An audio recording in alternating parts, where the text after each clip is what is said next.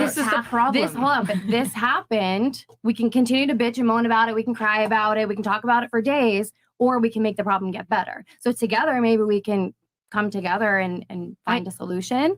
And I think that was your point, is don't come to me with just complaining and moaning. Exactly. Come to me with that solution. So I agree with you, but this is the issue with women towards men, is that we're being like, well, I want to solve it right away. And I agree. You probably shouldn't wallow in your tears. Like, there's nothing more like unhealthy than somebody who's just like wants to cry for 4 days straight and have no solutions. The issue is like, we have to have space to feel it. And then after you feel it, you typically come to better solutions because your emotions are calmer as well. And so like women who are coming to a negotiation with their husband or partner who's feeling feelings, and she's immediately like, well, what's the solution? Like, that's the woman failing her partner in that moment. That is the woman failing the partner. Another thing that often happens, what if a guy comes to you? Here's a really classic one. I'm sure you guys have experienced this. You go to your woman, you're upset with her about something she did. So you're like, hey, you say it in as nice of a way as possible. And she is hurt that you're upset.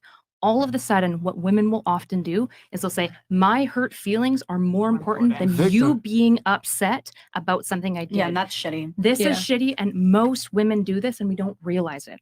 So I'm not wanting to throw women under the bus. I remember in my own relationship, when I had this realization, when my husband was telling me something that he was hurt that I had done, and I was listening to this, and I was starting to get all up in my fifis, and then I was like, wait, if this was my best friend, like if this was my girlfriend, would I be feeling this way? And I was like, oh my gosh, I would literally make space for her feelings, and then we could talk about my fifis after. Like, what the fuck is going on with my brain? Right. And so this is something that I think is really pernicious. But here's the thing, like, I get what you're saying. Like, your approach is fantastic. It's pragmatic. You analyze the situation. You're able to control your emotions, etc. Here's the thing that sucks. Most women are erratic, and they're not going to have that level of restraint to be able to control their emotions. If you come to your girl with a problem, a lot of the time they're going to say, well, what the fuck are you going to do about it? You're the man. Men are supposed to be the deductive problem solvers. Men built the world. And here's the thing I've always said, women can't build men up because men are responsible for building up the world. Women don't build the world. So how the hell are you going to build up a man who's responsible for building the world? And my thing is, I look at it, and you could call it sexist, whatever it may be, women are not equipped to handle male problems. You may be able to sit there and help your guy, whatever, but most women, I've said this before, they wait at the finish line and pick the winners. They want the guy to be assembled and ready to be able to handle problems because men are deductive problem solvers, not women. There's a reason why 90+% of inventors are men and not women. Women don't deal with conflict and problems and problem solving well. Here's my last point. If I cry or if I express to my girl my feelings, right? I get that's cool. The problem is I don't know how far it's too far. You can handle it. You can handle it, but she might not be able to handle it. The problem is that, like, I don't know. So why in the hell would I put myself in that situation? But women are replaceable to you guys. So like, if she can't handle it, can't she just go? You guys said earlier, keep a relationship going, right? True. If I want to keep it going, why fuck it up? That was so good.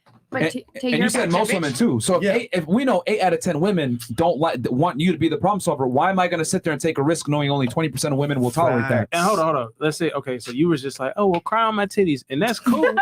Maybe the first time, but then the second time you're like, all right, you can cry on these titties, all right. And then the third time you're like, all right, you just gonna keep bitching, or you gonna man up. You're going to think that. Like, stop, don't disagree. It's also but it's also okay. I totally understand where everybody's coming from. She was supposed to go first. Go ahead, and then after you. Go ahead. To your point, we're not telling you to avoid those feelings. So I'm all about something happened. I'm gonna bitch, moan, cry. One of my best girlfriends is sitting on the couch over there. You could ask her. I'll call her. I'll bitch and moan about something and tell her something's going on. And the next minute, I have that solution. Okay, well that happened. Now we're gonna do this. So for men too, we're not avoiding those feelings. I want you to cry. I want you to feel them. I want you to express it. But after you get that moment out, smashing. Move on. But if 8 out of 10 women are coming on here saying that they get uncomfortable with their man emotions, that doesn't seem to be true. Shit.